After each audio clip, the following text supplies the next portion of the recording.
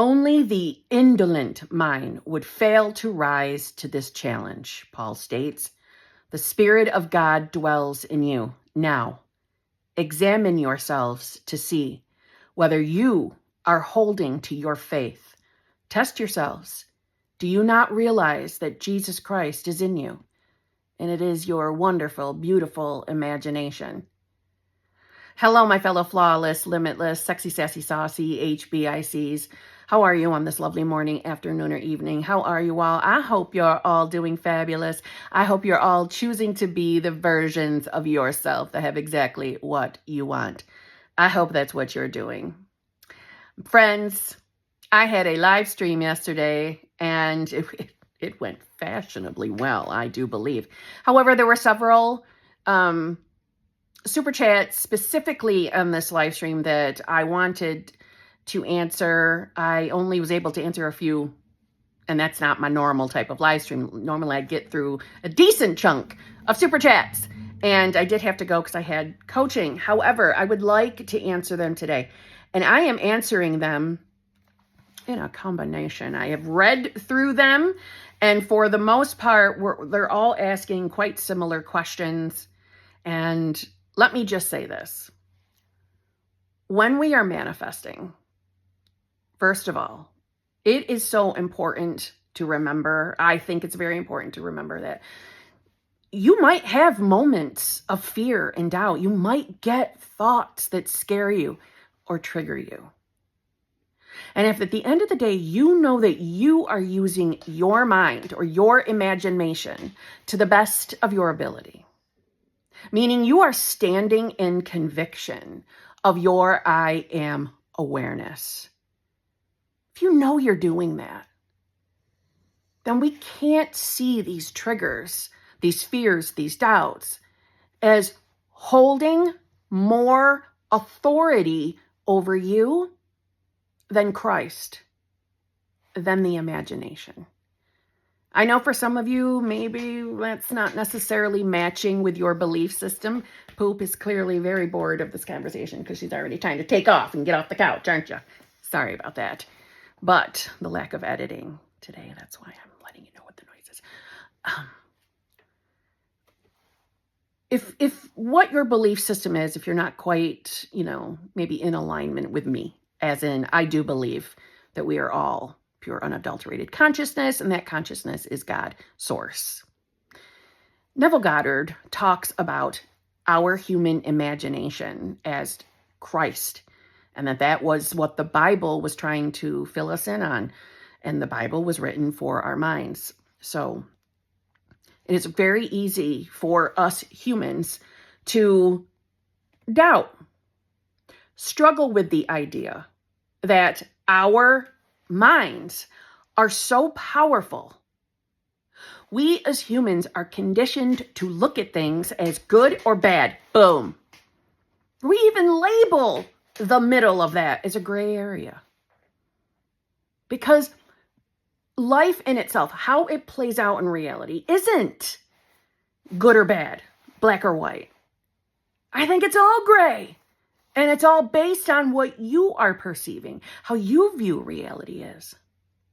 When you want significant change in your life, what do? We use our imagination and we imagine ourselves as who we want to be, or the versions of ourselves that has the desire. Another way of saying that is the state of the wish fulfilled. That's the goal. That's our duty, to use our imagination to our benefit. Imagination is the real man and is one with God. Imagination creates, conserves, and transforms.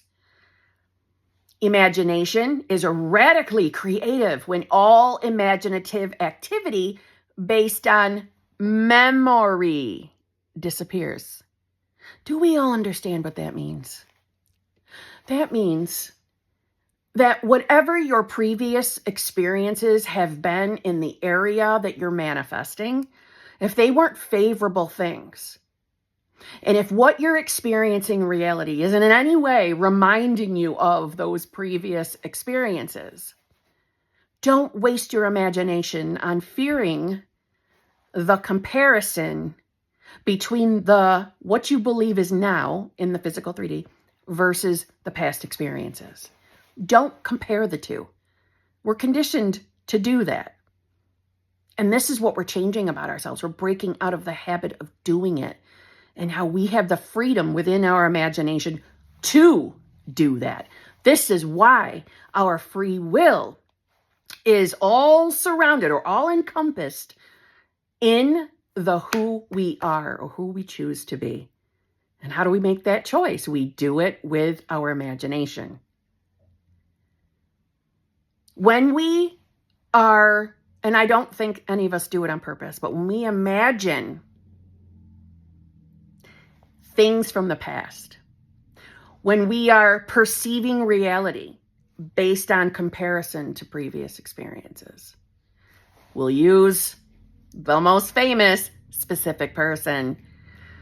When you are manifesting a specific person, whether it is you manifesting brand new love or someone you've already had encounters in, when you're in the midst of living that experience, and if you are someone who is having contact with your specific person, our go-to, our habit, our conditioning is to compare specific person against the person you've already encountered, the person that is in the memories of the previous experiences.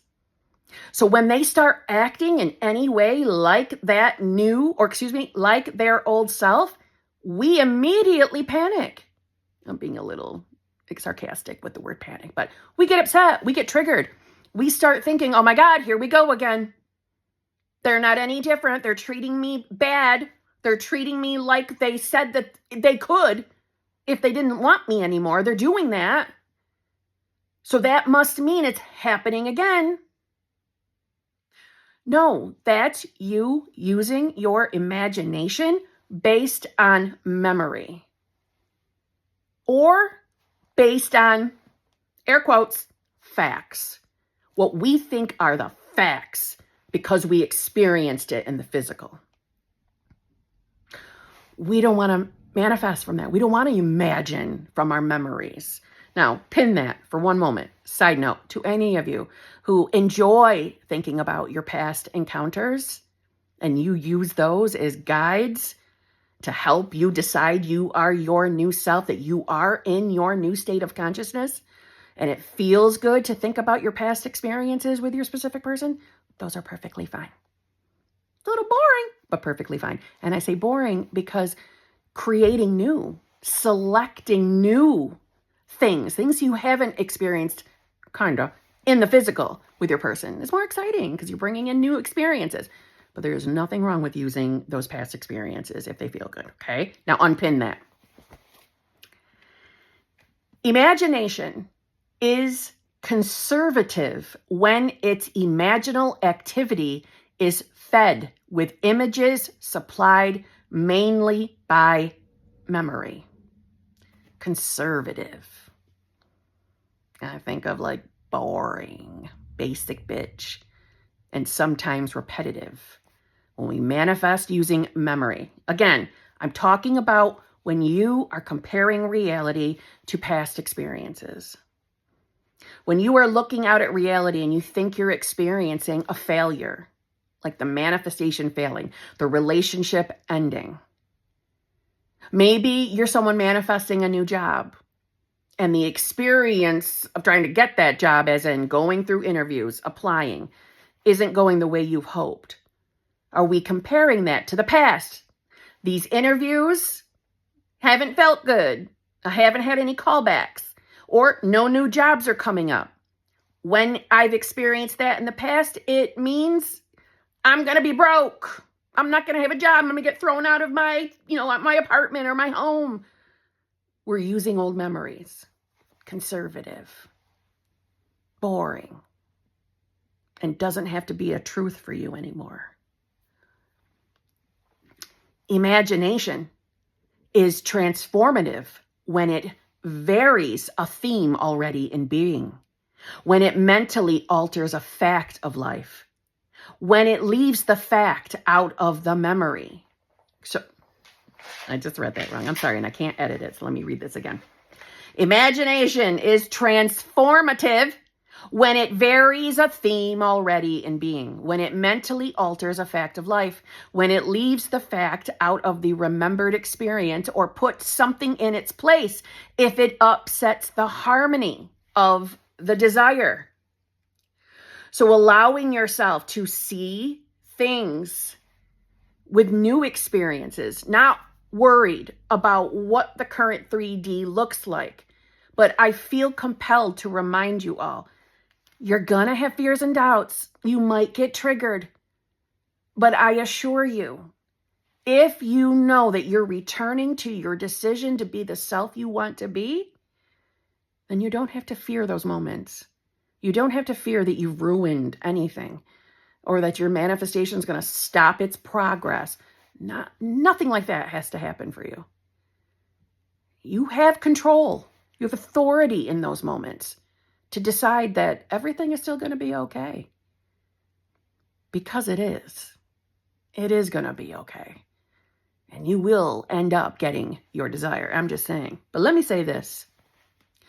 This conception of creation as a work of imagination and the Lord our Father as our imagination will take us further into the mystery of creation than any other guide. And he's referring to the reference in the Bible to the potter. Okay? The only reason people do not believe in this identity of God and human imagination is that they are unwilling to assume the responsibility for their frightful misuse of imagination. The only times that our doubts and fears are really, really bothering us is because in those moments, you're probably thinking one of two things. Number one, it's, oh my God, I guess I don't have any power and authority over my life. Oh my God, my manifestation isn't going to work. Oh my God, how stupid have I been to believe in this silly manifestation stuff? You know, my imagination is not God, is not Christ, is not controlling things. I don't get to decide who I am. We're either thinking something along those lines, or we're thinking that we have to be so rigid and perfect that, okay, I'm someone that is aware that I do believe my imagination is God and I am creating. And now I've spent the whole week spiraling. So now I know that was a frightful misuse of my imagination. Now it's all going to be ruined. I'm going to be punished for my bad thoughts. No, you're not. When we listen to the fears and doubts, it's one of those two things. We're so afraid of the thought, we're so afraid it's going to manifest, or we immediately doubt altogether.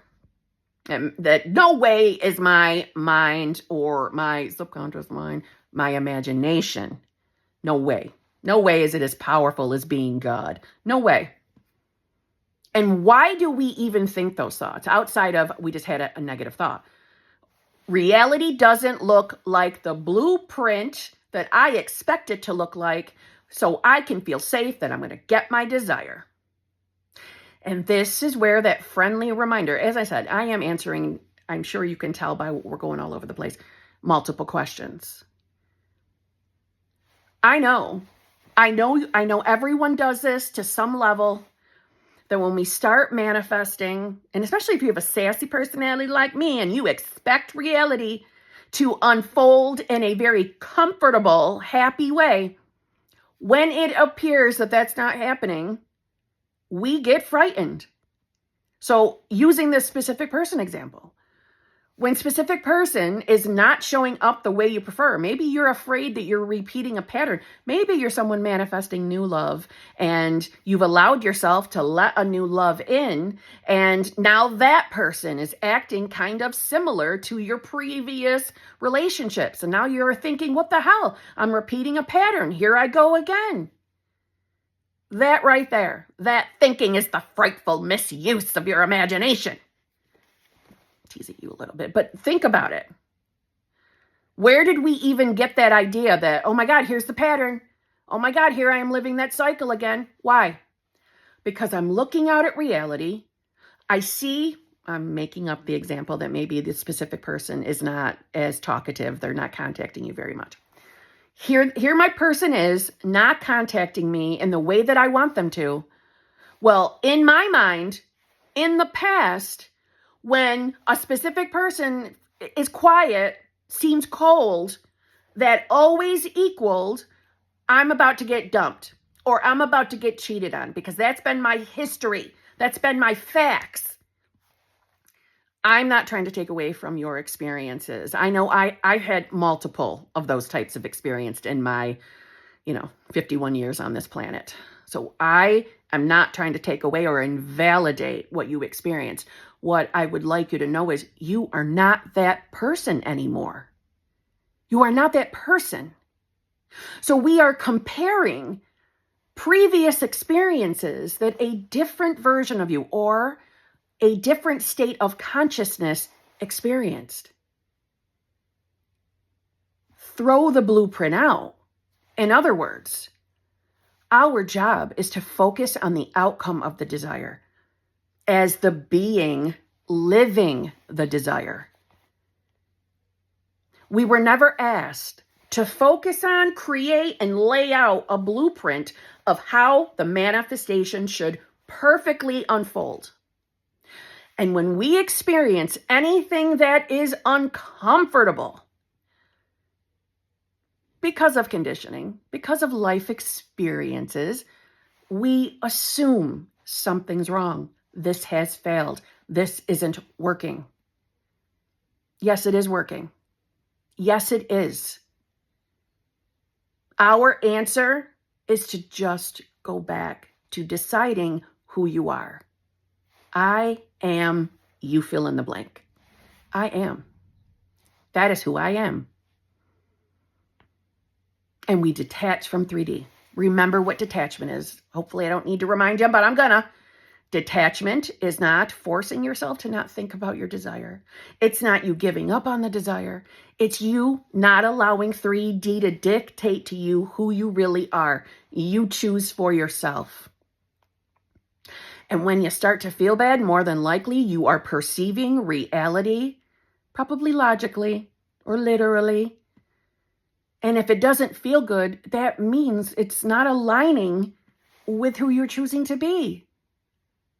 But because reality shows you something, that doesn't mean it's immediate feedback unless you decide that is. So in other words, that's why I don't talk about use your 3D as feedback to who you are. No. Sometimes uncomfortable things happen in reality, but they don't stop your manifestation from coming.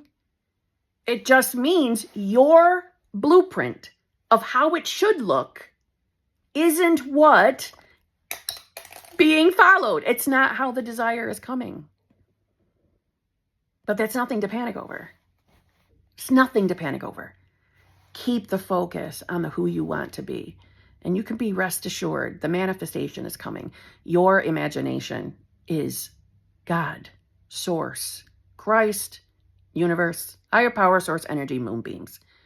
Go to the end.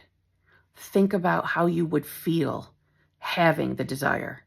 Think about what kind of thoughts do you think you would have as the person completely feeling comfortable and safe that their life is this way now. It is normal for you to have your relationship and to know and trust that that person loves you and wants to be with you and only you and isn't going anywhere and will never hurt you ever again if they have ever hurt you, the old version of you. Or that you're never going to have to worry about money again. Maybe the way money is coming to you is not on the scale that you think it was supposed to come. It doesn't mean it's not coming. Doesn't mean you're not going to get it. What would it feel like if you never had to worry about that again? What would you do with the money? How would you spend it? How would you carry yourself in life? You keep focused there. You focus on the who you want to be and do your best to show up to reality as that self. And notice the phrase, do your best. But that doesn't mean perfection. And that doesn't mean you have to be afraid of your thoughts and feelings. You have them to experience them. Just because we get a fearful thought does not mean it will automatically manifest. That's just simply not true. So, on that note, I'll see you tomorrow. Thank you for tolerating the things that would have originally been edited out, like my other earring falling out. I love you all. I appreciate you all. And I would love to be able to right now make all of you feel better immediately. You have nothing to worry about. If you're doing your due diligence to use your imagination in a useful way to your benefit, then your manifestation is done. It's yours. It's not even a question. It is yours. You just got to realize we don't control the road it takes to get to you or how it looks in reality, but you'll get it.